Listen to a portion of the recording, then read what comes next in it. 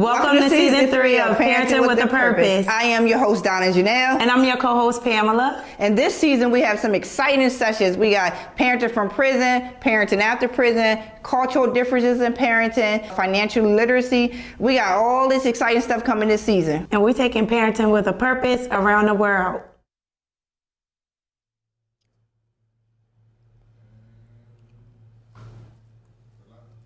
Hey everybody, welcome back to Parenting with a Purpose. I am your host, Donna Janel. And I am your co-host, Pamela. And we are so happy to be back here on this Thursday night live with Parenting with a Purpose. As you know, parenting is, we're bringing back the responsibility, nobility, and beauty back into parenting, right? As I tell parents all the time, it is not for the weak. Parenting is not for the weak, y'all. It is not. So tonight we're going to dive into another perspective, another aspect of parenting. Most of the time we have a lot of females on the show want to talk about parenting and the good, the bad, and the indifferent, right? So tonight we have our guest, Akil Parker, who's been on the show before. Give it up for Akil, y'all. What's up? So he's been on the show before, and he's talking about all this math. And if you guys remember, when he was here, he was talking about all this math. It was a lot. It was so much going on. But this week, tonight, we are diving into his perspective as a parent, as a father. He's going to kind of give us his journey of fatherhood, the good, bad, and indifferent, and hopefully be able to reach out to some of the men out there, you know, who have questions about fatherhood, who have questions about, are they good enough, not good enough, the things to do, what's the next step? Just really hopefully been able to reach out to the community so that we can uplift some of these fathers in the neighborhood, because we know God, we know, I was about to preach, y'all. I said we know God. Yo, I am on fire. We know that it's so important for a father to be in the household, a father, even if you're not in the household, to be in a child's life. So they can grow strong and be effective in this world, into this community. So again, Akil, we thank you so much for coming to the show. I appreciate you for having me back and sharing your platform with me. All right, so I want to start off by you telling us about like how many children you have, or if you're married, single, divorced. Give us a little breakdown so we know the perspective you're coming from. So I have 3 children. Mm-hmm. I have technically 2 baby moms and an ex-wife. But when my ex-wife gets on my nerves, I refer to her as a 3rd baby mom. Okay. When you said technically 2 baby moms, like technically, are they baby moms or are they not? Okay. I mean, yeah, but I think I'll joke about that, but I think that's important for people to know, because, you know, I'm a statistic like a lot of other people. You know, sometimes, you know, people that might be of a different, like, socioeconomic level or different educational level, like, if they have those types of, you know, parenting formations that are more frowned upon, like, people are more likely to be more critical. But, you know, people out here with multiple college degrees, you know, sometimes we get it wrong too, you know? Yeah. And we, you know, those relationships don't work out, but, you know, the important thing is that, you know, you center the children. Right. And you attempt to be, you know, the best father that you can be. You know, no matter what, you know. But yeah, so yeah, I'm not married. Was married once, but I have 3 children. I have 3 children with three different people, and it's interesting. It kind of reminds me of teaching, because you kind of have to differentiate your approach. It's like teachers have to, like, differentiate instruction. You gotta, like, differentiate your approach, because you're dealing with different people with different personalities, different, you know, different types of lifestyles, and, you know, it could be a lot to manage, you know. That's why, you know, it's like, as you get older, you realize that, you know, it's not the ideal, like, the whole, I guess, baby mom route is not as appealing as it might seem like when you're young and in your 20s, and you just want to be outside in the streets, and you feel like, you know, there's freedom in not being, you know, in those types of committed relationships. And then you realize that you actually probably get more freedom from being in those committed relationships, you know. And also your priorities change as you get older as well too. But the focal point should always be the children.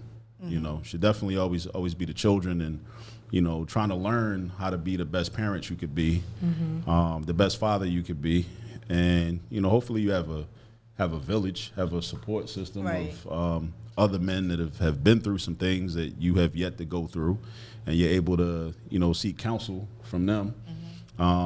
But you got to be careful. You got to have discernment, because sometimes the counsel that you get might not be the most appropriate counsel sometimes. Right. You know? So, Akil, I wanted to go back. You were saying something about the children should be the center, like centering the children, like regardless of what you and the other parent or may have experienced or going through, or the reason that you may not be together, you put that aside to make sure that you do what's best for the children. What does that dynamic look like for you, since you have 3 different mothers of your 3 children?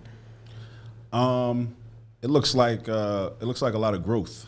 Okay. It looks like a lot of growth. Yeah. That's what it looks like. But yeah, I mean, sometimes it involves honestly like what we might perceive as taking an L.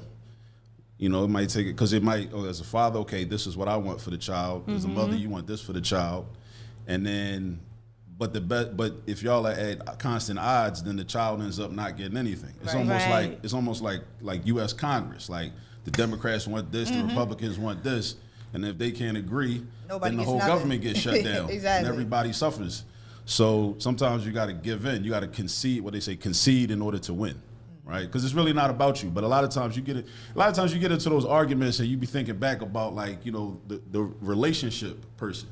But it's like you're not the relationship person. You're the father now, right? So you got to leave it. You got to compartmentalize and be like, okay, well, I'm not boyfriend Akil, right? Right. I'm the father Akil. So my needs and my concern and my ego is really not important right now. Absolutely. It's about what's in the best interest of this child. So sometimes it's like you got to let her win, or at least let her think she's winning. You know, let her get what she wants, and then as long as it benefits the child, Right. because it's all about the child, and I think that's a lesson that we have to learn, and I guess it can be difficult at first, especially if you're a man that is accustomed to getting your way a lot. Like maybe when you were being raised, maybe you had parents that always gave you your way. Maybe you had a mother that always gave you your way. Right. So you just have that expectation in any type everybody's supposed to give you of your relationship that you're in. You always want to get your way, right? And that's what you're accustomed to. But now it's not about you. Right. It's about the child. That has me going back to one of my first questions was like, can you describe your journey into fatherhood? And then the second part of that is, how did it change your life? Well, into fatherhood, so my son who's here, and I see him, he's over there. His name from the Arabic means, it has 2 meanings, a new beginning and also a fresh breath of air. I think the fresh breath of air is more symbolic, but that meaning really struck an accord with me because when I had him, I became a father. That was the first time in my life where I saw that there was another human being whose well-being was more important than my own. Right? I never put anybody's well-being on a consistent, regular basis, ahead of my own. Right? It was generally a selfish person. Right. Growing up. But I said, okay, well now I got to put somebody before me now. Right. So that's when, that's pretty much how he got his name, where his name came from. Plus, like when his mom was about to go into labor, I remember because we were in the hospital all night, and like young boy kind of had like a big head, so he was like swelling her cervix. Her cervix was swelling, so they said we got to do an emergency cesarean, right? So I think he put on all the scrubs and everything as you go into the operating room for the cesarean to be, with the mother. And I felt like I started hyperventilating. Okay. So it also was like an appropriate name because of that too. But I think that was at that particular point in time in my life, I started to kind of look at the world differently, and I kind of really shifted my values and my ideals. And I had to put, another person, ahead of me, which was helpful because then later I ended up, maybe within a year after that, ended up becoming a classroom teacher. Okay. I went into education, became an educator full time. And as an educator, you definitely got to put other people's well-being ahead of your own, because you got, a lot of students that you got to that you're responsible for. Yeah. And teaching is a lot like parenting. Teaching is a lot like parenting. A lot of the same positive qualities that good parents have are very transferable, and we use those in the classroom. Was it hard for you to adjust not being about yourself anymore once you became a father? Was it difficult? Because a lot of people, male or female, find it challenging to say, okay, even though I love this individual, right, but I still have my old ways, I still have my old thoughts, and I like what I like when I like it. And then when kids come around, they make you feel like the craziest, dumbest, stupid person in the world sometimes. I mean, I would say it was, with my first child, it was a transition, but I will say, in all fairness, in respect to, Nasim's mother, even though we had our differences, she really did the lion's share of the work. She did the lion's share of the work, so she actually made it easy. She made it easy for me in a way, So, yeah, shout out to her.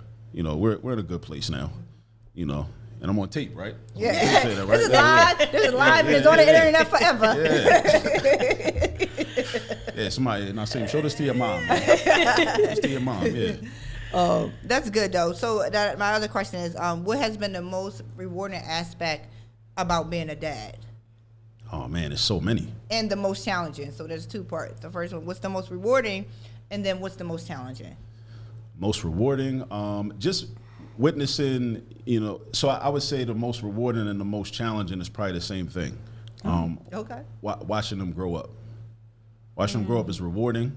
Just to see your children become like, to go through different levels and different stages and phases of their existence, and to become like, more and more independent, right. Self-sufficient human beings is rewarding. But then it's also sad at the same time because it's a reminder that time flies, and then sometimes you just want to go back to that time when you were the center of their universe. Because then they get older, it's like my daughter, like she could care less if she spends time with me. And how old is she? She's 12. She's about to be 13, so she's at that age where she only texts me when she needs something. It hurts. Yeah, like, listen, they got so much stuff going in their world now. It's something else. Yeah, but I miss her, being, my baby girl, But at the same time, I see her, coming into her own, coming into, young womanhood and, navigating the world and the society. And I just hope that, I've prepared her and, well, all of my children, as they grow. I guess connected to that question is like one of my fears. One of my worst fears is that I may have failed to prepare them for the world that's out there, because it's a lot out there. You can't prepare them for everything. You can try to do your best, but it's crazy because as a parent, as we watch our kids grow, it's like we want to make sure that we supply them with all the tools necessary for them to be successful, and at the same time, as they're growing, though, it's kind of like, I want them to grow, but wait, stay back a little bit. It's like a struggle up and down, in and out. And as the older they get, like when they start to voice their independency, and it's like, well, I'm still the mom or I'm still the dad, but yet you still have a voice too. And I want you to be able to grow and manage and be able to, I don't have to micromanage your life, but at the same time, we're so used to micromanaging our children's life that sometimes it becomes challenging. I will tell you, with my second to the oldest, the 18-year-old, the one that's in the Marines. So, try to make sure that she got everything that she needed so that she could be successful in the world. Prepare her for the Marines and whatever else the world has to offer. So this past Christmas, she pranked me, right? Let me tell you what she did. And I was so like, I had to share this because we talk about letting our kids grow and hoping we put the best thing in them. So we knew that she was coming home for Christmas. And we won't see her probably for another 3 years now. So we were all excited for her to come for Christmas. I'm telling everybody at work she's coming home. So then she was supposed to come home one day, and I was calling her all week. I was texting her. I was calling her all week. I'm not getting no response from this girl. Like, normally we're talking, we're texting, what's going on. No response when I tell you, like not one thing. So I'm like immediately started praying, like, all right, I feel something happen, but I don't know what happened. So I'm like, I feel something different in my spirit. Something has happened. And finally, one day, she called me. And I was like, what's going on? She said, I got to tell you something. And I'm like, okay, what's going on? She was like, I'm not coming home. And I was like, I kind of felt that.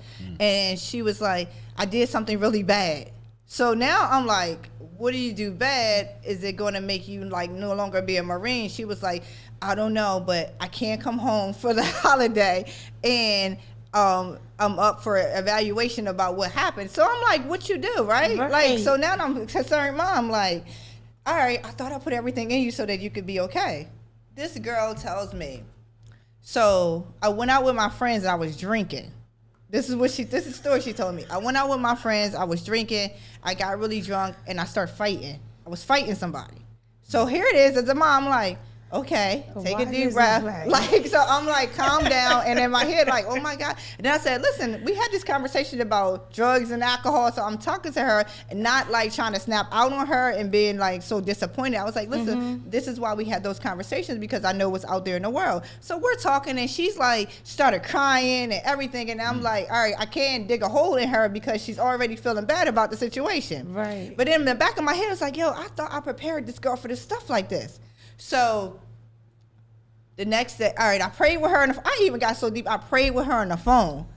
She on the phone crying. It's a pretty good prank. The next day, listen, the next day, I'm sending her scripture. I'm sending her motivational.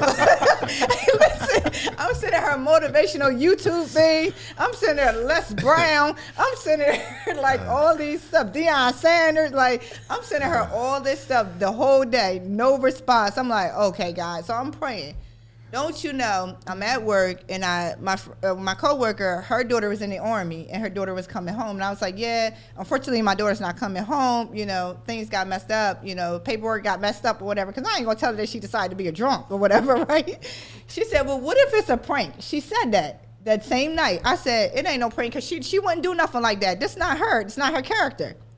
So I get off of work, I go home, and I'm still disappointed I'm not going to see my daughter for Christmas, right? Because then I'm like, I don't know where I'm going to see her because apparently she's going to Japan. So I don't know when I'm going to see her. I walk in the door, y'all. And I walk in the door, and I'm fussing at my other daughter because it's like she cooked and there was smoke all in the house. I'm like, I'm about to die. Here comes Lizzie walking down the steps. She was home. She was home. Because you text me like, she's not coming home. And yeah, I'm like, I was like, so she texted me. Well, I walked in the house. She walks down the steps. Because I'm like, who else is in my house? And like, she walks down the steps. I cried like a baby. And I said all that to say is that we have to trust what we put in our kids. We have to trust that they're living the right way and they're doing the things. And that kids are going to make mistakes, right? Because that's just life and that's their journey. But I second guessed myself when she told me all this information. I was like, dang, I was a bad parent. I thought I did A, B, and C or whatever. And the fact that she just wanted to surprise me, that she didn't want nobody to know. Like, that girl been home since 3 o'clock that day in the afternoon. All that time at my house, I never knew.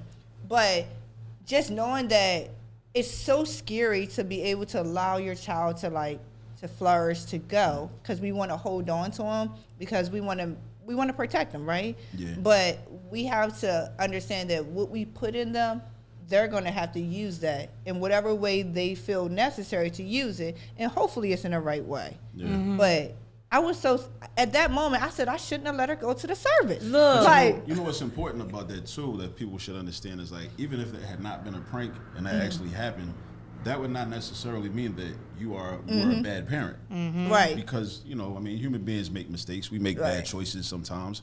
But as long as you did whatever you could do to, instill in her certain ideas and certain values and provide a foundation. Right. Because, children are going to go off and do what they do. I mean, I went off and did certain things that my parents wouldn't have agreed with, but I was always able to kind of bounce back. And I was always able to land on my feet because of what I was taught. And not just, from my parents, but from other elders and old heads in my community, good teachers I had.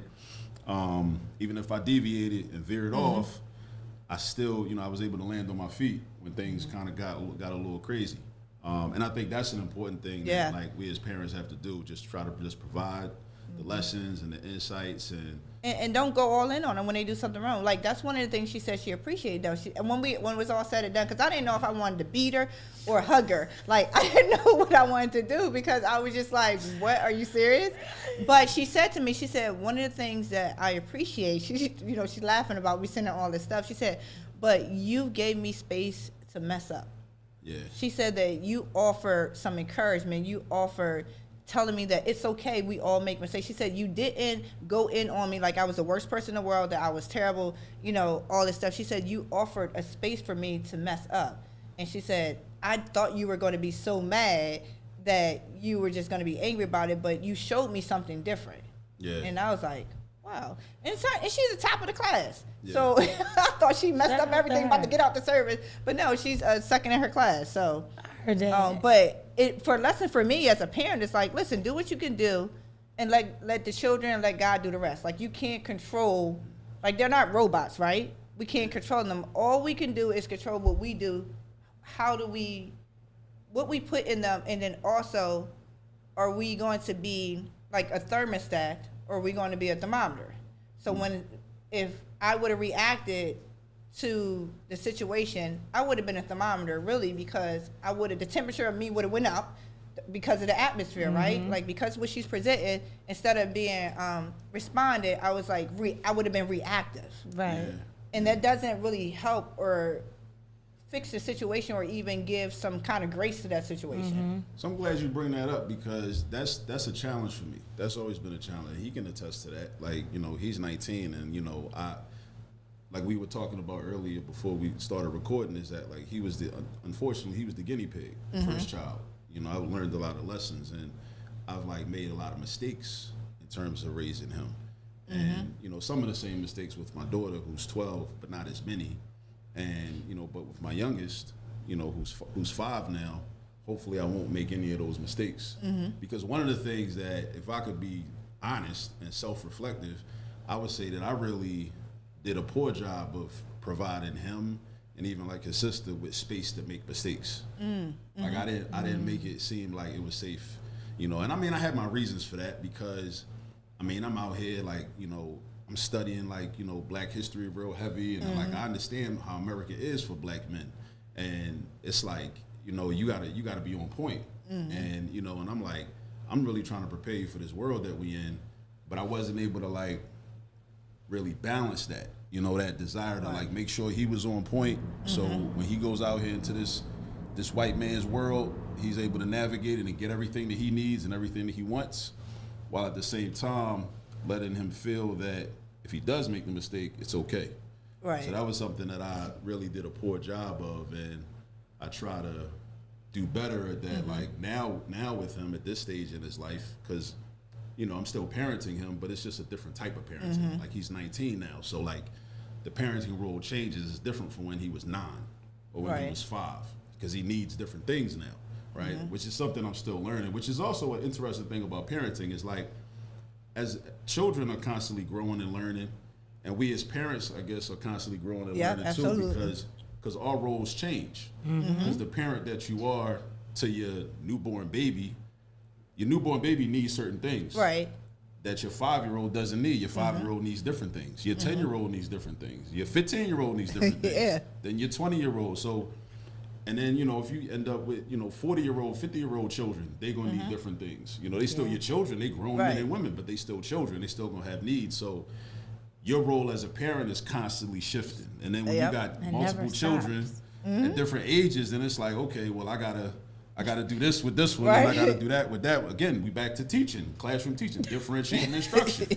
I gotta give different things to different kids. But I think it's also important to recognize, like, when we could have did better. When we could have did better, because a lot of times, like, some people are kind of imbued with this idea of, well, I'm the parent, so I'm right. It's like, nah, you gotta be like what is it? Again, back to teaching.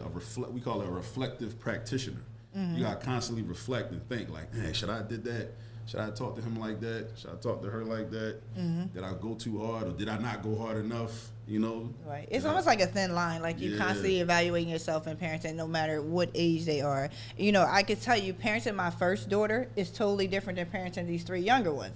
Like, with her, like you said, like, I didn't give space for mistakes. It's like, it was almost like it had to be perfect. Like, everything had to be perfect, because where I came from, where I grew up, right, and the mindset that you're going to be better than. And I remember, and I shared this story before on here, was when she had that conversation. It was like, Mom, why do we have to live a porcelain lifestyle? I was like, porcelain lifestyle? Like, what that mean?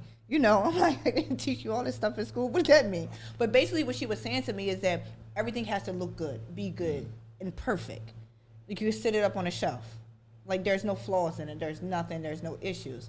Very fragile, right? So if you don't want it to fall down and break, so you're doing everything to protect it. To, how people used to be like, in the living room, you have plastic on your couch so that nobody sit on your couch and mess it up. You're sweating and everything on this plastic, right?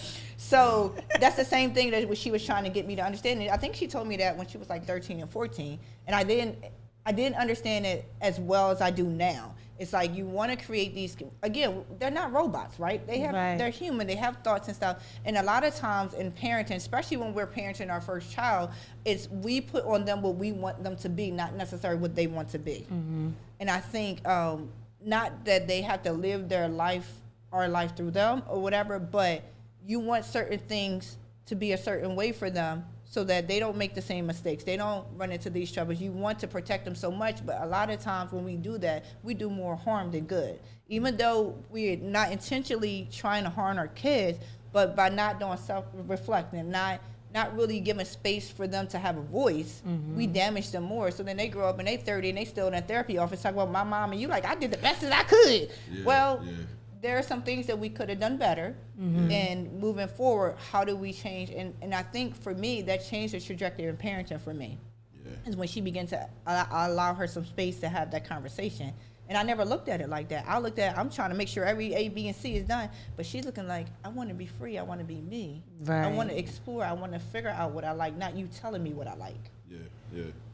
And I can see, too, like how it can be difficult for people to even reflect because reflecting is like that takes time. It takes moments when you're at peace. But a lot of times in our environments and in our society, like you might be a person working 2-3 jobs and you constantly on the go, and then you like raising your children and doing this and doing that and trying to stay active with this organization or whatever, and you might not have time to just sit still and just think and just reflect. So I can see how it could be a challenge, to be reflective, and and then you gotta value that too. Like you gotta value like being reflective and like looking at your parenting, and you kind of gotta see it as like a marathon, not a sprint, like something that's never ending. It's like being a lifelong learner. Absolutely, you're a lifelong parent. It's almost like you can never be a perfect teacher, you can never be the perfect parent. Right. But you can constantly improve. And then you're going to have good days, you're going to have bad days too. Because some days you might be up, some days you might be down, but you live to parent another day. Sometimes you ask yourself, why, what's up? Like you're really testing my inner gangster today. That happens. But I think that's the joy of parenting, right? I think the ups and downs and the outs, but at the end of the day, even in the hardships and the hard times, when you reflect back, that you can find some type of joy in a situation or circumstance.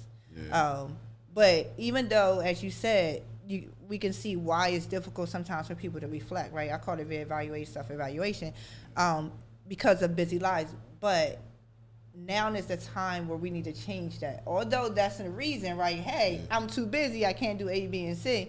But the other question I would have for somebody when somebody says they're too busy to self-reflect or even just take that time out, how is life working for you now while you're not doing it? You know what I mean? How's your parenting? How are you doing? Do you have, because again, if we're giving all this energy to the world, to my job, to other people, what are we even giving to our children? Like they're getting the bare minimum of us, right? Waking up, hello, how you doing? A 3-second, how was your day? Not even really reflecting even in their life because we're so busy. So sometimes even the busyness of the world can cause chaos in the house secretly, silently, and not even know it. Yeah. So how do we show up for our kids? How do we be the parents we need to be, even with the high demand on the world? But honestly, our children are more important than the world. Absolutely. So I used to have that excuse, like, I'm too busy, I can't sit down, I can't do this, I can't do that. But then I thought, well, what is the priority here? So sometimes we think working, doing A, B, and C is the priority because we need food on our table, clothes on our children back in the shelter. And that's like the back in the day approach, like they gotta eat, right? Yeah. Right? They gotta be clothed, they gotta have somewhere to live. But their emotional and mental standpoint is very important now, but before, children was seen and not heard. Now we live in a day and age where we need to hear our children and see them. So how do we do that, Akil? How do you do that? I know that's heavy, right? In parenting, it's a challenge. It really is, because again, what you said earlier is taking away your ego and not being selfish about it. So how do men? Because it's hard, moms, we do a lot of different stuff, but from a men perspective, how can that balance happen where you're really in tune and present with our children? I would say. Well, I guess one thing you can do is just create situations where you're spending time with them on a regular basis, and a lot of times those conversations will just organically come about, but you got to figure out ways to create that time, and create those opportunities, whether it's like volunteering at the school or maybe I know a lot of people that have they started out coaching like little league baseball or basketball or football really because they wanted to spend time with their child. Because one day like one of my son and my daughter was going to play, so like all right, I'm a coach, and then you spending time with other people's children too, but you're spending time with your child. Right, that's good. Because your child is on the team, and there's a lot of creative things that we can do. Once you put your mind to it, and you might say, well, look at what other people are doing. Like how are other people in your community or even in your own family? Like how are they able to spend time with their children outside of just being inside the house with them, or those rides to school or whatnot. And then just, try to see if that can work for you too. And then you end up just having those conversations with them, with your children, finding out, what they care about, what they don't care about, what they like, what they don't like. And sometimes you need to read between the lines because your children might not be as descriptive when you ask them questions. Whether it's because they may not have the ability to articulate how they really feel about things, or whether it's because they don't feel as comfortable with sharing certain things with you. Either way, like you kind of just got to sit back and just kind of watch and observe and, and also see how they interact with other people as well, So yeah, I say like one of the things we can do as fathers is to just try to create opportunities to just be around your children more than normal. I like that. Like be present, show up, and really be involved, present. active. And especially in co-parenting formations, especially because a lot of times in co-parenting, the mother may be doing the lion's share, and she may be the primary custodial parent, and the child is spending more actual time with the mother. So the quantity of time that you're spending with your child may be less. Right. So what you have to do is you have to increase the quality of that time. There you go. Yeah. So when the quantity of your time is less, you got to increase the quality of that time. And that's where you get creative and you figure, okay, so if I got to be the weekend dad right now, on these weekends, we got to really make these weekends pop. We gotta make something happen. And it's not just about like spending money and like being like the fun dad and like we gotta go to this place and that place and we always hanging out, but we're actually doing things that we're spending quality time. Like things that our children are gonna actually remember. Being intentional. I like that. I like that quality because a lot of people I spend time with my kids. I spend that quantity. Like everything is always in numbers, right? You all this math, so everything. You gotta quantify it. Everything is in numbers, but in actuality, like the quality is so important because the impact that you can make in such a short period of time, it could be lasting forever. Yep. So I always tell people, when they talk about, I spend a lot of time with kids, so I'm like, break it down. So I ask them to break down the time and what they're actually doing with their children. And then they realize, I'm here, but not here. And as much as possible, what you want to do too, right? Because this happens a lot, right? The child is technically with the father, but the father's doing him, right? The child is actually with his or her grandma. Yeah, right? That's right. So as a father, you got to figure out a way to take your child with you. If you want to be outside, but be outside with your child. And if it's cold outside, make sure the baby got a coat on, right? But spend that time. Really spend as much time as possible, with your children. Don't just be like, well, don't do it just to make it seem like to try to impress the mother and make the mother think that the child is really you playing your part when you're not really playing your part. Because the girl might stalk you, or she might stalk you on Instagram anyway, and she see you at the bar. Why you posting pics and stories? And like, where my son at? Where my son at? Then you get a phone call. Like, who got my daughter? Exactly. That's what all that extra stuff coming at. You gotta post your pics with your kids. You gotta post your pics with your kids. Don't have the kids in the bar though, but you know what I'm saying. But show that you they're around you somehow. Yeah, if you want to be outside, be outside with your kids. Right. I like that. That is so true because a lot of conflict does happen in situations like that. Well, I seen you on Facebook, and then there's a back and forth thing that's not even necessary. It's like, listen, we don't have to play around with this. Like, if you're gonna, because for me, like as a mom, if my child is going with their dad and they not with their dad, they could be with me. So stop playing. Like, if you like, no, seriously, like I don't like that pseudo stuff. Like, if you gonna take him and you're gonna be with him and do whatever, you only got every other weekend. Let's get that straight. So let's count the hours, right? Yeah. So you only have this short period of time because you're not showing up during the week, right? So if you're going to have him for the weekend, you're going to remove him from my house for the weekend, you better make it worth it. Like, spend time with my kid. If not, he could be home and I could be doing something else with that kid. Yeah.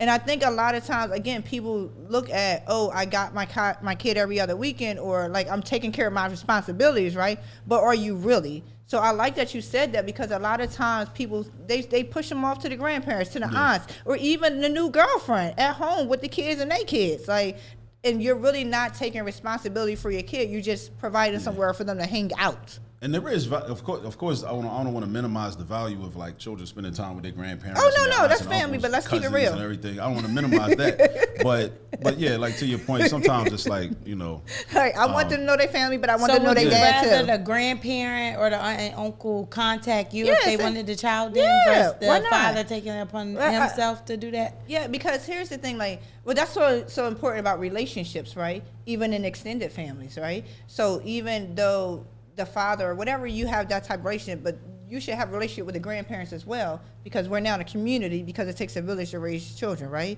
Yeah. So I'm already going to be in commune with the grandparents, and already have the child's already spending time with the grandparents as well. What I'm saying is that don't just play me like that, like you about to come get my kid and spend time with him and you dropping him off at your mom's house because you want to do what you want to do. No, I'm serious. Like, that happens a lot, and then you try faking and, you know, like, oh, I had my kid. No, you kids did. Talk, so they they feel like, I was at grandma's house today. We cooked some black eyed peas. Like, I learned how to cook for grandma.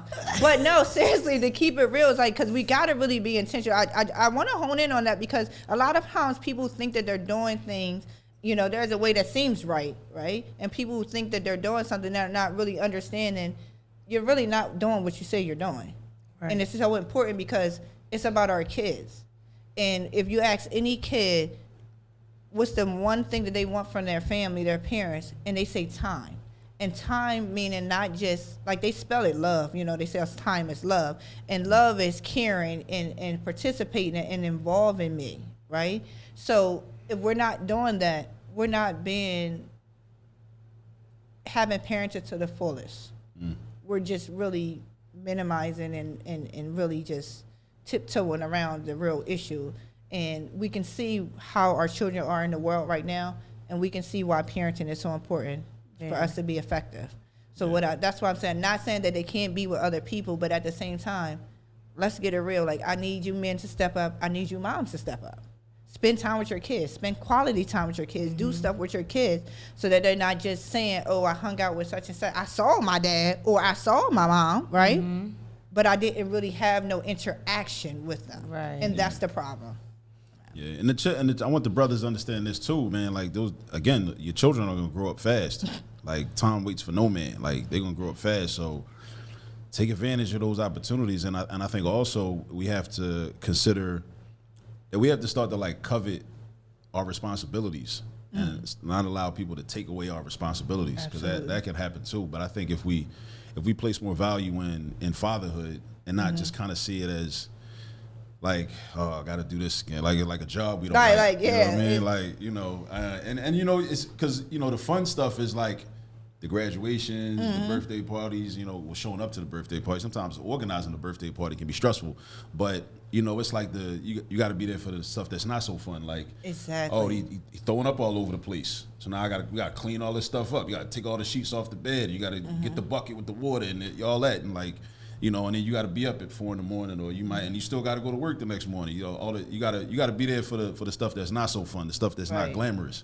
And that's the stuff they remember too. Like, they remember the road. Oh, I remember Dad, I was throwing up and you did this or you did that. While you're there, I want you to talk about the unique role of fathers in their children's life. the unique role. Yeah, because a father role is definitely different than a mother role. Yeah, I think I think that from my standpoint, I think the main. So there's a lot of similarities between, as there's similarities between parenting and teaching. There's a lot of similarities between, like, you know, being a father and being a man and being a father, as a provider and a protector. Right. You know, I think that's fundamental. You know, being a provider and being a protector, and there are different ways to provide, and there are different things that can be provided, and there are different ways to offer protection. You know, sometimes protection is physical. Sometimes it's letting your children know that you are that type of resource, that they can walk through the streets and walk in the world knowing that they have somebody. Because a person that can walk through the streets and navigate the world with the mindset that there are people that will protect me physically if need be, they walk around a little different than people that don't feel that, right? And as well as also that, like I said, there are other types of protection. Like education is a type of protection, because you're providing information and guidance, that's good. so I like that children can independently navigate the world in certain ways. Because it's like, oh, well, my old head taught me this, or my dad taught me this, or my mom taught me this. When you know stuff, it's like, oh, I know how to now. Okay, we're in this store and this is going down, or we're in this place and this is going down. Oh, well, my people taught me, like, nah, don't go over there because it's crazy. No, you don't want to do that, or no, you do want to do that, but do it this way.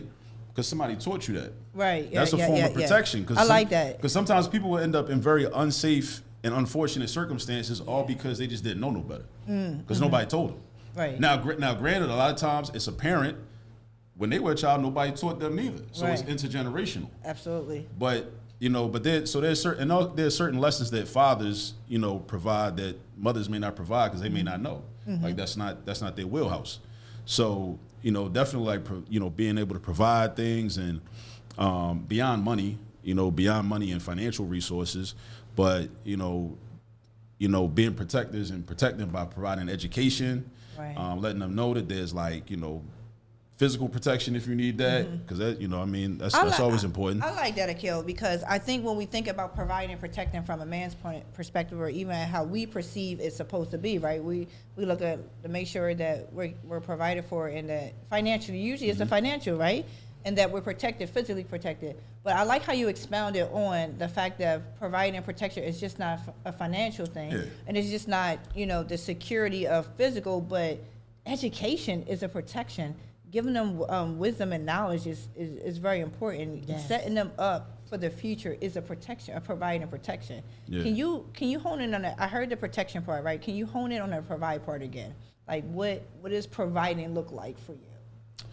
So, providing support, different types of support, whether it's, well, I already mentioned, like, the financial support if they need that, but, you know, providing conversations, there you go. a listening ear, you know, different types of guidance, so many different types of guidance, comfort, safety. I don't even think, Pam, have you heard men really say comfort? Like, I haven't heard that word from fathers, comfort.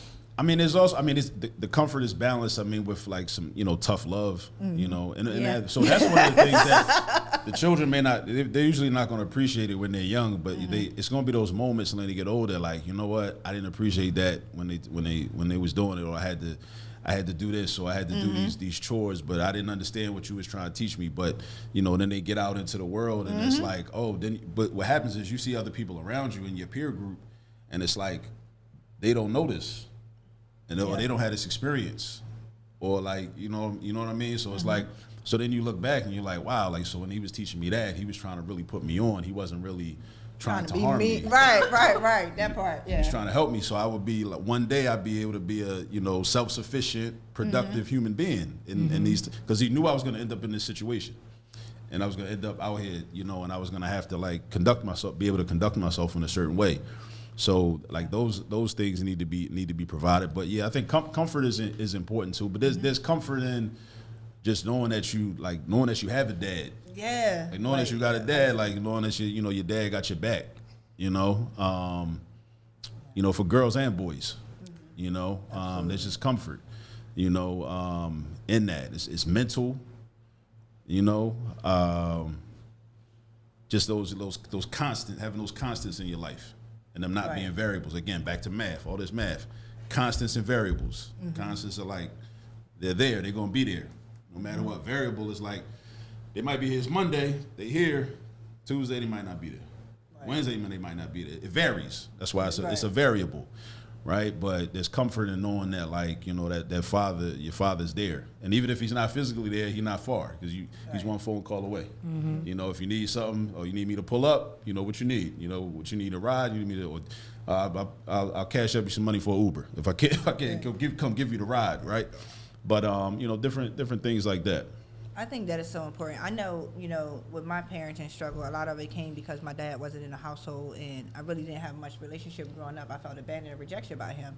But God had placed 2 other men in my life that kind of stepped in as a father, and now, you know, I joke and laugh at people because it's where I had parenting issues with my mom and my dad because they fumbled me, right? And for whatever reason they did, you know, they did the best that they could what they did at the time, but to be real, they fumbled me. So whereas I felt like I lacked for years parenting, somehow God placed me with having 2 other sets of parents. And because of their love and their relationship, it allowed me to actually rekindle with my parents and understand them and love them in a better way. So whereas I had seemed like I was abandoned, had no parents, and now I have 3 sets of parents, right? And when I tell you, everybody laughs and they think that they say I'm a daddy's girl out of all 3 dads. Like, I am a daddy's girl because it's just that support and that security and that comfort with you. That's why I wanted you to hone in on comfort, because although I'm comfortable with my mom, but there's a certain level of things that I can share with my dad that I'm not going to share with my mom, because my mom's could be more a thermostat reactive to situation. But with my dads, all 3 of them, I can literally sit down and have a conversation, and they listen and they hear, and they're not being reactive. They're really taking the whole thing in. So there is definitely a difference between fathers and mothers, and both roles are vitally important. And we're problem solvers. You know, not to say that mothers aren't problem solvers, but I think a lot of times, like, we tend to, maybe we won't address the emotional aspect of a problem, right? We want to solve the problem. Like, all right, what you need? What you need? You crying how you hurt yourself. All right, let's And then moms, we try to do it for you. We try to, Yeah. see the difference with us being problem solvers. We try to actually solve the problem and do it. Dads are like, all right, so what did you learn from this? How you going to do this? Exactly. What you going to be Because I want to prevent this in the future. It's a teachable moment. I want to prevent this in the future. Because the thing is also, like, okay, if my daughter's crying, it's like, well, I don't want you to be crying, but, like, let's reverse engineer the situation and back map and see, okay, well, what caused the problem? Okay, so let's solve the problem, so therefore you can stop crying. Right? So you won't need to cry if the problem is solved. Moms, we giving tissues, we giving hugs. Yeah. Who did it? Let's get them. I'm like, we can worry about that later. Let's solve the problem first. That is so Like, first good. things first. Let's solve the problem. Pam, what's your experience different between your father and your mother? Like, can you relate to what we're saying? Like, Yeah, well, communication wise, yeah, I would say that. Like, with my dad, it was like you said, it was certain things I would share with my dad, and then it's, all right, prime example, if I know I did something at school, I'm like, I want them to call my dad because I know how he gonna handle it versus my mom. She gonna come up there on 1,000, coming for me and them. My dad is gonna come for them, and then when we get home, like, why you do that? You know, you don't got no business doing that. Like, pull up type of thing. Whereas mom, it's like, dang, I feel like you just always kind of beating me, like, whether it's your words, you know, your action, but it's just like, just ask me why I did that. You feel me? You could have did the same thing as dad, approached it in a totally different manner. So it got to a point where we was at a certain age, she just like, oh, tell them you handle it. right. Because I see how they respond to you, and then I see how our relationship goes once I discipline them or how I handle the situation. Right. I don't want our relationship to be like, oh, I'm keeping a minimum with mom. I don't want that. Right. I don't want that. So if you got to handle this area and I handle that area, that's what we're going to do. That's good. I like that. I remember as a classroom teacher, one day I realized that, like, you know, when I would kind of tell students, like, I would threaten to call home, I would always say, I'm going to call your mom. And I thought about that. I said, why do I always go to the mom? Like, why don't I call the dads? Especially if it's a young brother that's acting up. Because, like, what I really wanted, because I realized that I don't want to actually talk to your mom. I want to have a man-to-man conversation with your dad, and I want him to know that his son is acting crazy. Right. Like, so you need to have a conversation with him. Like, you need, so that he can then in turn have a man-to-man conversation with you, right? As his young son. But I think also that's just like a bad habit that like a lot of us as like teachers have, because we tend to not include. Sometimes like there's a culture in a lot of schools where like the fathers are like seen as secondary. Yeah. Right. And that's something that's got to change too. So like, you know, brothers that are watching this, what I want them to also see as part and parcel of fathering is being present in the schools, because that's where your children are. Just like you should be present and be known wherever your children are. Absolutely. And wherever your children be at, people should know you and know who you are, know what you look like. So your children in school 5 days a week, 10 months out the year, 8 hours a day. So the teachers should know who you are, the administrators should know who you are, the NTAs, the security guards, people should know you, right? You should be known. That's great. Right? Just like if you live in a neighborhood and your child's outside, like the people in the neighborhood should know who you are, right? Yeah. If at all possible.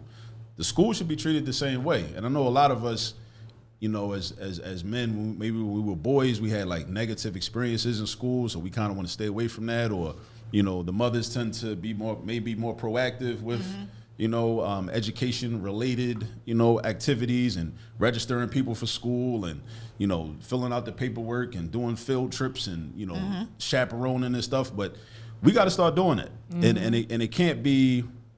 Well, those of us that are already doing it got to keep doing it, but those that aren't doing it, we got to start doing that, and it can't be something extracurricular. Because again, that's where our children, that's where your children are, and you got to be present in those schools and know what's going on. And that's good that you said that, because when I was filling out paperwork for my daughter's school this year, and I was like looking at certain lines where it's asking for signature, and it's like, oh, main parent, and then it would even like emphasize like who the child stays with predominantly, and I'm like, pause, like she with both of us, so we both gonna sign this thing. And I was like, wow, like it's even gotten, that's bad, because it's happened so that's often. bad. Like why I don't got 2 lines for both of us to sign? Yeah, because it's not common, Pam. It's not common for children to be raised in 2-parent households as much as. But not even that. At this school, at the charter school that my daughter goes to, I see so many fathers doing pick up and drop off with so me. They probably just very assume. So present. that's how they fake. Yeah,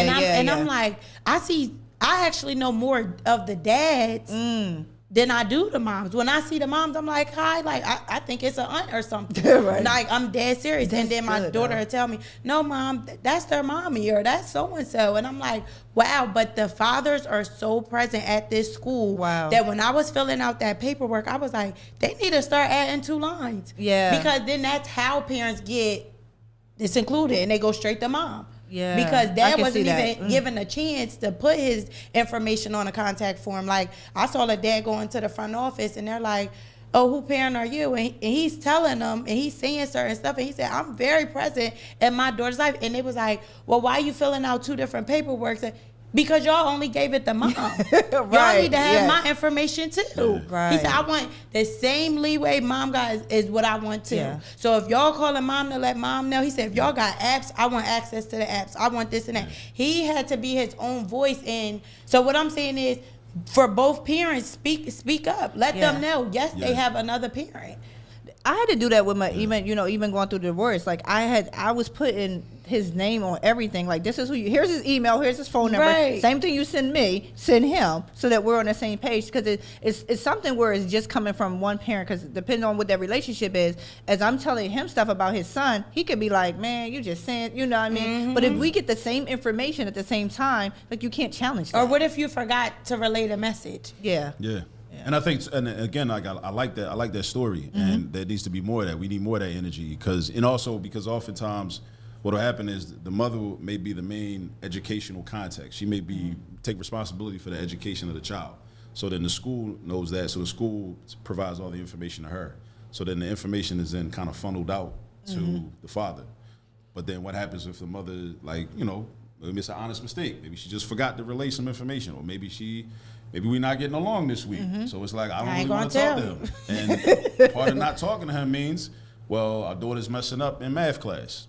So, he need to know that, but I ain't talking to him. Right. So how you gonna find out? So as fathers, what we got to do is, we could complain and say, well, in the ideal world, the mother would be able to compartmentalize and put her feelings to the side.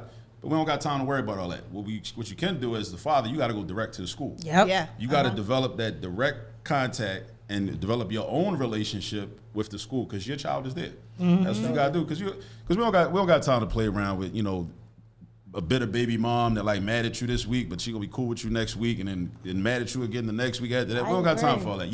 Actually, it's not even your child don't got time for all that. Right. Because they're missing out. Gonna lose.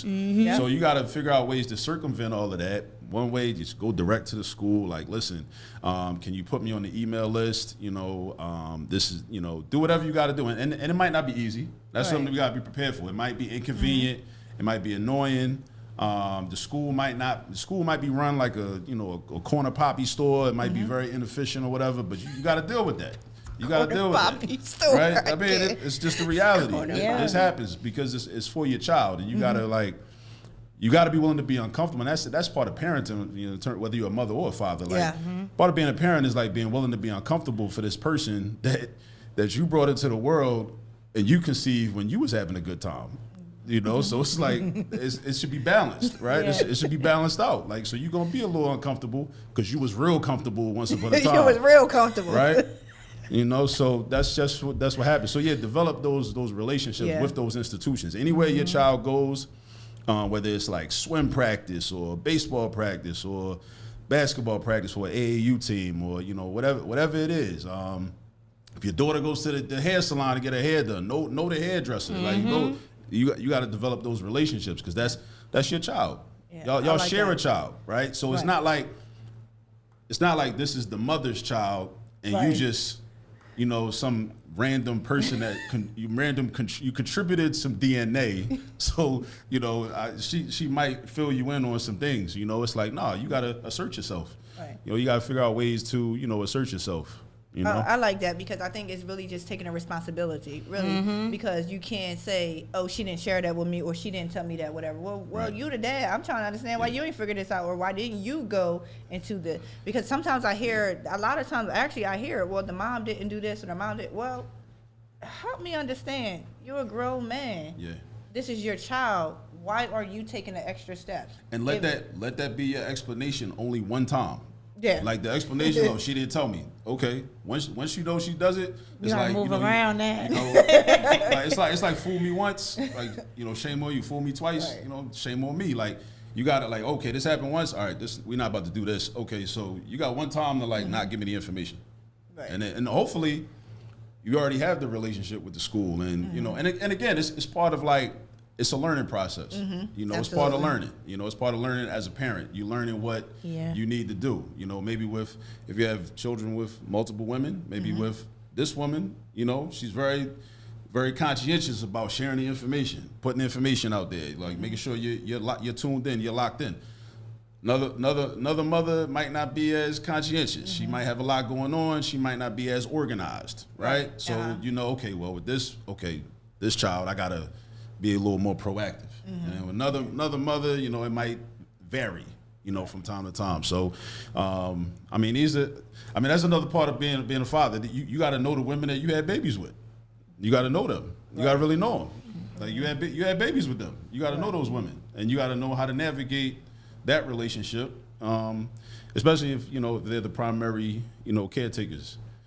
So that you can be present. I like what you're saying here because there's so many times that just speaking with just families, I always hear, well, she wouldn't let me do this or she wouldn't let me do that. Even when we had, a couple seasons ago when we had the single fathers on there, and they were keeping real of the situations of how their relationships were with their baby moms and how literally their kids were being affected by that. And then my question I kept posing to them is like, just like there's a court system for like women take men to court for whatever reasons. I want my kid to say that men, if you really want to be in your child's life, you will figure that out and you will make a way. Now, I'm not saying it's not going to be hard or challenging, but hard and challenging should never be an excuse for you to show up as a dad. Yeah. Because you got to put the work in. Yeah. Akil, What's a legacy or values you want to pass on to your children? Oh man, intellectual curiosity. Ooh, Q always dropping Yeah. something up in here. Yeah. Intellectual curiosity. See how strong I just came. Yeah. Even your son laughed over there and was like, yo, yeah, that's He him. know. Yeah, intellectual curiosity. No, but see, intellectual curiosity is important because a lot of times, like issues with education and issues in schools are like a lot of it could be solved if children are instilled with that value of just wanting to know. Mm-hmm. Like if I just want to know, then it don't really necessarily matter how hard it might be. I'm not gonna care because I want to know. Right. So I'm a push through and persevere through the difficulty because I really want to know. Like I really care. But a lot of times, like children don't have the intellectual curiosity, right, for various reasons. So they end up just kind of giving up. So when something seems difficult, it's like, all right, well, I don't really care too much. But I also will say that as parents, fathers, mothers, but fathers, like we can help to build intellectual curiosity by modeling that for our children. Like showing our children us like doing research on random stuff, or like you hear something on somebody say something on TV and you have no idea what it means. It could be a vocabulary word. Like what does that mean? Let them see you looking it up. Right. Let me look this word up real quick. Or you hear somebody talking about a topic and you go do some research on it, or you order a book on it or whatever. Like let them see that. And when they ask, and here's probably the most important thing. When they're young and children are so inquisitive. Children are like scientists when they're young. Seriously. When they first start talking, they want to know everything. They want to know, what is this word? What does that mean? What's this? A lot of times we as parents, we got a lot going on. You might be tired. You might have had a long day at work. And we get annoyed easily, So over time, when we like shut them down, when they're asking those questions, then they're like, oh, I don't like that feeling. So, maybe I shouldn't be asking questions. Yeah. Maybe I'm asking too many questions. So as parents, we gotta like tap into that and promote that. So when they ask those questions, you gotta like get excited when you hear them asking them questions. Like, and as fathers, like, and if it's something you don't know, don't feel like, well, damn, I'm being exposed. Like, I don't know a whole lot. That's cool. Like, what I'm saying? You can find it out. Like now we have tools. Like you can do the research. You can go online. You can go on your phone and get some information on it. Just to get you a start. But yeah, we want children to have. I say for a legacy, I want my children to have intellectual curiosity. So they'll care enough to like go figure stuff out. And really want to go figure stuff out. What else? What other type of legacy? I think just being good humans, being good humans that strive on a daily basis to make the world a better place, and leave it better than the way it was when they first got here, and let their lives be a testament to that, and and all of their activities and all their actions and the work that they choose to do and. The career paths that they may go on, or the entrepreneurship, or just the activities, just leaving the world a better place overall, and making it be. And also, see, again, the math comes into play. All roads lead to math. It's all about the net positive. Because when people say stuff like that, I don't want people to get it confused. A lot of times, people may misinterpret that as, oh, well, they got to be perfect to do that. No, you don't have to be perfect because we're humans, right? But as long as there's a net positive, meaning there's more positive than negative, right? There's more positive than negative. If there's more positive than negative, then that's great. And if more of us, if there was a net positive with more of us, then the world will once that happens, the world will start to be become a different place. So yeah, definitely like striving to leave the world in a better place than the way they found it at all times, and using their skills and their faculties. To help those that, may not have had the opportunities they had. Because, my children, have had opportunities just like I did when I was growing up. I had opportunities that a lot of people didn't have. Right. So that's why I do a lot of the work that I do, because I'm trying to like share and level the playing field with people. Because, a lot of people that had the same opportunities that I had, they kind of like to say things like, well, you could have did this, you could have did that. And I'd be like, bro, like everybody did not have the same opportunities. Right. And I know, because I'm one of the people that had the opportunities. I had a lot of opportunities. And I know people that was just as smart as me, maybe smarter than me, but they didn't have opportunities, right? They'd be in a different place in life if they had just had some of the opportunities that I had. So that's why I always try to, like, you know, put people on with different information, different guidance, ideas, programming and whatnot. And I hope that my children do the same thing, because my children, you know, have certain opportunities that a lot of people don't have. So I hope they're able, instead of like taking those experiences and just hoarding them and keeping them to themselves, Right. Yeah. I want them to like share, like put that out there, put that out there, like share that, like, you know what I mean? Like, and I know that's disruptive, because we live in a society where it's the status quo is you got haves and have-nots. Yeah. You got haves and have-nots, and a lot of times people get comfortable with that, you know, and just say, well, as long as I get mine, I'm cool. Like, nah, you're not cool, because it's about the group. Because even as an individual, you can't really win as an individual if you're part of a weak group. So we got to figure out ways to build the group up and help the group, you know, so the group can win. Because again, we talked about comfort and protection with fatherhood. Your group should be able to protect you too. Right. But if you're part of a weak group, then you can't get protected by a weak group. Right. Because you could be out here, because at any given moment, okay, you the one with all the money or whatever. You one person. They could come take that from you. Like, you have no squad. You have no gang to protect you. Right? So we got to work to build the group up. We can't just be like, well, I got mine, you got to get yours. It's like, we got to work together to figure out how, you know, we can all win. That's good. So, and I like that, Akil, because as parents, you know, I think modeling that behavior is better than talking about that behavior. Like, our kids see us grow up. Our kids see us serve in the community. Our kids see us, and then in turn, as they grow up, they will do the same, because it's in their heart now, because they see their mom doing it, they see their dad doing it. So most people who are community servers, their parents have served the community as well. Yeah. So you're doing good. Like, you're coming out all this math. Everything's about math, y'all. Everything. All roads lead to math. All roads lead to math, but just even the example of you being in the studio today, giving these conversations, and your son sitting here listening to you and watching you, even just the way that you expound on protection and provide, you know, can give him a different perspective of protection and provide, because now that you broke it down and he sees it from you, and he's able to put those two together. And I think that really, a lot of our children need to see that. They need to see it, not just hear about it, because there's so many things that we hear about when it comes to male, right, fathers.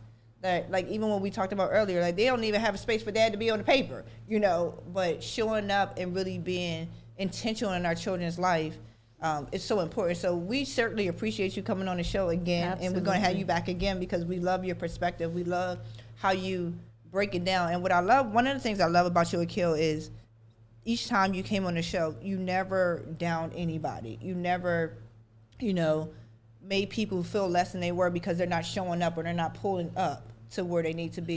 You've encouraged people of how to do it. Yeah. And that's what it's all about, because people who are down know they down. Yeah. Like, don't kick me while I'm down. Like, right. You know, it's not helpful anyway. Yeah, give me a hand and pull me up. Like, yeah, because if I was trying to encourage somebody to do more, you know, basically, like, you know, shitting on them and telling them like, that's not going to help anyway. That's just not good marketing. That's marketing 101. That's not going to help. So when you come across people that do that and claim to want to help, either they don't really know that much about marketing and human nature and whatnot, or they really don't want to help. They really just want to take the opportunity to punch down on black people. Yeah. And that's what we see. It's a lot of that out there. So social media is like a cesspool full of people that just want to like round three, punch down on you're black about folks. to go into another segment. You know, but and I love black people. I legitimately love black people, and I want us to win. Yeah. So that's why and I can see it. And the criticism, we gotta have criticism though, but there's a difference between destructive and constructive. You gotta have a constructive criticism, because the destructive is like, well, I just don't like you, I want to tear you down. But the constructive, like, it's like, bro, I want you to win, bro. Yeah, I want you to win. Just like with my kids, like, listen, bro, like I want you to have everything that you want and need in this world. But the way you move it right now, you probably not gonna be able to get that. So I'm gonna tell you, I think you should move differently. Right? So I'm gonna critique what you're doing, but I'm coming from a space of love. Right. So it's like it's a loving critique, right? But the destructive criticism, but some people, nobody ever tells them, and some people don't take criticism well. Because nobody ever tells them the distinction between constructive and destructive. So they say anytime if you're not telling me how great I am, it's a problem. I don't want to hear it. I don't want to hear no bad news. You just hating. Yeah. It's like any type of criticism is just hating. It's like, nah, bro, like, you know what I mean? So it's like, nah, I really want you to win. Right. Them other yes men you got around you, they don't really want you to win. That's why they're not telling you. Like, you out here, you tripping. You tripping right now. Like they not gonna tell you because they don't really care, and they just want to benefit how they could benefit as long as possible. They just along for the ride. But I really want to see you win. But you can't keep moving like that though. I like that. All right, so we thank you, Akil. We certainly gonna have you back again because we done already hit into another part of the segment. Then we gotta come back here. You holding true to what you got me an hour and a half. You be holding true to that. I never forget when I first met you. I'm like, who's sitting up here an hour and a half? But I really appreciate you taking the time out and really speaking to the audience and really helping us see, because we're moms, we're not dads. So I think it's so important to hear a dad perspective, and then not just for moms to hear the dad perspective, for other men to really be able to hear and know how they can show up in their children's life. These are important conversations. Yeah, so we get, raise a better community. There needs to be more, we need to become more balanced. There's plenty of conversations about the deadbeat dad, the absent black father, which is real, but there are not enough conversations about the other side. Yeah. So when we start to push that narrative and market that, then people will see, oh, okay, that's what that looks like. Yeah. Because you know what the deadbeat looks like. Right. You know what the father that is absent look like. It's like, all right, we already know what that look like. Why you keep showing us that same show? Right. It's like the rappers that just rap about the same content all day long. Every new rapper, same thing. We already heard that. Right. You a drug kingpin, you hit all the chicks, you got these cars and jewelry, you a millionaire, whatever. All that. We already heard that. Like, let's hear something different. Yeah. All right. Well, thank you, Akil, again for coming to the show. We certainly appreciate you. You will be back again. This was very, very good, very insightful, very enlightening. It's a lot, but I feel like even just sitting here having a conversation with you, I grew in my perspective about the male role in our children's life. You're too kind in your words. Yeah. Too kind Anyway, Pam, you got anything before we go out of here? Because Akil about to start another segment. I can't, not today. No, just as you said, thank you for coming and showing up. And not just showing up, but it was like an experience. Mm-hmm. So we got to experience your fathering journey. You are giving people an experience to go try. Yeah. Mm-hmm. It's like, okay, he's talking about it. Let me go try this. Like you said, it doesn't always involve money. You can get creative. Mm-hmm. So, and you're showing up and being present in the time. So, using your time wisely, fathers, finding that time in your life to spend time with your children, regardless of what your relationship is with the other parent or the parents. Find a way to be in your children's life. So again, thank you, Akil. Thank you. I appreciate being here. Thank y'all for letting me, talk. I like to talk. Yeah, we know. But it's good talking. But the thing about it, even though you like to talk, you're talking important things. It's not just you're talking out the side of your neck. You're actually talking using your brain and your heart, and I like that. Thank you guys for joining Parenting with a Purpose. Again, I am your host, Donna Janel, and this is Pamela Chapman. We thank you for tuning in to Parenting with a Purpose, where, again, parents are their bows and our children are arrows, and they will land wherever we aim them as long as we give them the tools to be successful. We're just here to bring back the responsibility, nobility, and beauty back into parenting. So we thank you guys for joining us. Join us every week, 7 o'clock. Follow us on our social media platform. You can follow us under Donna Janel on Instagram. You can follow us on Parenting with a Purpose Facebook page. You also can find us on any podcast platform. Wherever you listen to your podcast at, pull up Parenting with a Purpose and get some insights of how you can parent better, or even if you want to be on the show, you can reach out to us at parentingwap@gmail.com. Thank you so much for tuning in to another episode of Parenting with a Purpose. Be sure to follow us every Thursday night at 7 p.m. at Parenting with a Purpose. You can find us wherever you listen to your podcast. Be sure to look up Parenting with a Purpose.